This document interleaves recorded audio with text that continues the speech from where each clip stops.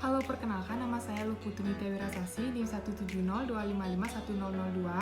Saya merupakan mahasiswi program studi Sarjana Kedokteran Gigi dan Profesi Dokter Gigi Fakultas Kedokteran Universitas Udayana. Pertama-tama, wajib mengikat rambut agar tidak merasa terganggu pada saat melakukan perawatan, lalu menyiapkan masker dan juga handscoon. Lalu selanjutnya menggunakan masker dan tidak lupa menggunakan handscoon.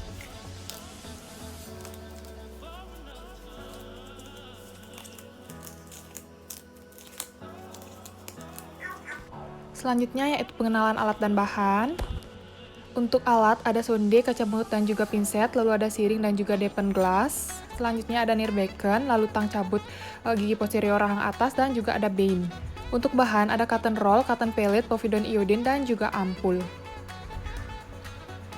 Untuk pencabutan gigi 16, teknik anestesi yang dilakukan adalah blok palatinus maius dan juga infiltrasi pada daerah bukal gigi 16. Untuk yang pertama, kita melakukan anestesi terlebih dahulu. Persiapkan alat-alatnya seperti siring dan juga bahannya yaitu ampul. Yang dilakukan yang pertama yaitu membuka bungkus siring steril.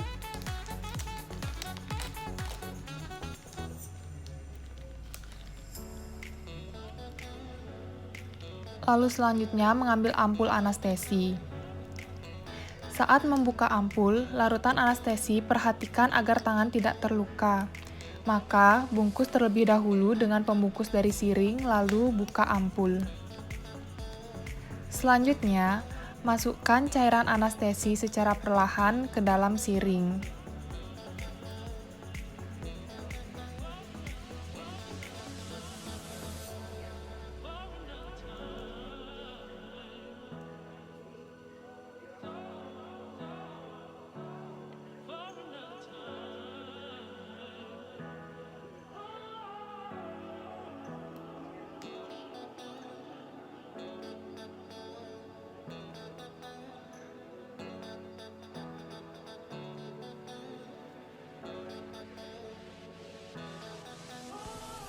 Setelah itu, ketuk-ketuk siring agar gelembung udara yang terdapat pada siring dapat naik dan dikeluarkan.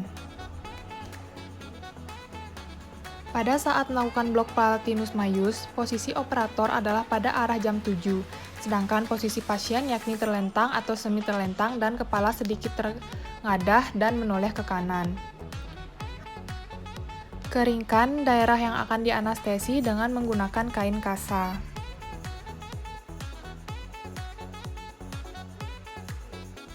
Lalu selanjutnya oleskan povidone iodine dan anestesi topikal untuk mengurangi rasa nyeri saat insersi jarum dengan bantuan pinset dan juga menggunakan cotton pellet.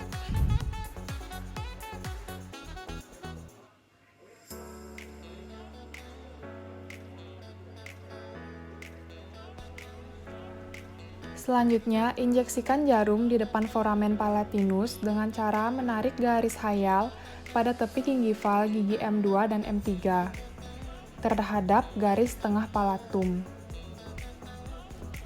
Lakukan aspirasi dan apabila negatif, dipunirkan sebanyak 1 cc cairan anestesi secara perlahan untuk menghindari gelembung.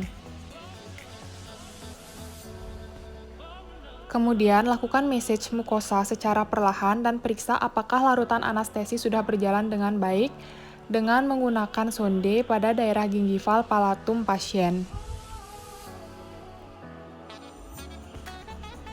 Blok palatinus maius bertujuan untuk menganestesi nervus palatinus maius yang mempersarafi daerah palatal dan gigi-gigi posterior.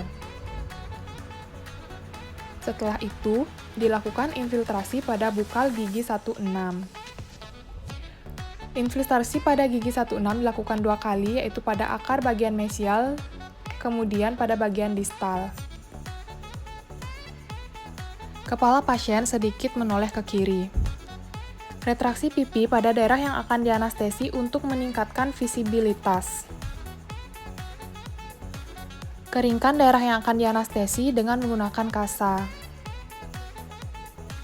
Lalu selanjutnya oleskan povidone iodin dan anestesi topikal untuk mengurangi rasa nyeri saat insersi jarum dengan menggunakan cotton tip aplikator atau apabila tidak ada bisa menggunakan cotton pellet dengan bantuan pinset.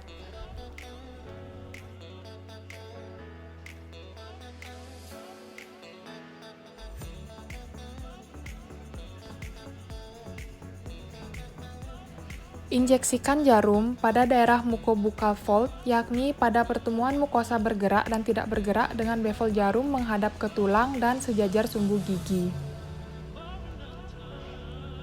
Injeksikan jarum menyusuri periosteum hingga ujung jarum setinggi apex akar bagian mesial gigi 16. Lakukan aspirasi, apabila sudah negatif, maka larutan anestesi dapat dideponirkan sebanyak 0,5 cc secara perlahan untuk menghindari gelembung. Lepaskan jarum dan lakukan massage mukosa secara perlahan. Lalu lakukan hal serupa untuk bagian distal.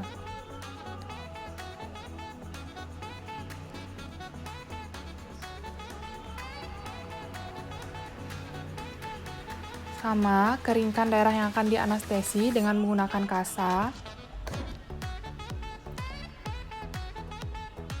Lalu selanjutnya oleskan povidone iodin dan anestesi topikal untuk mengurangi rasa nyeri saat insersi jarum dengan menggunakan cotton tip aplikator atau apabila tidak punya bisa menggunakan cotton pellet dengan bantuan pinset. Lakukan hal serupa, tetapi di sini diinjeksikan jarum pada daerah distalnya. Setelah dilakukan aspirasi dan dideponirkan, lepaskan jarum dan lakukan massage mukosa secara perlahan.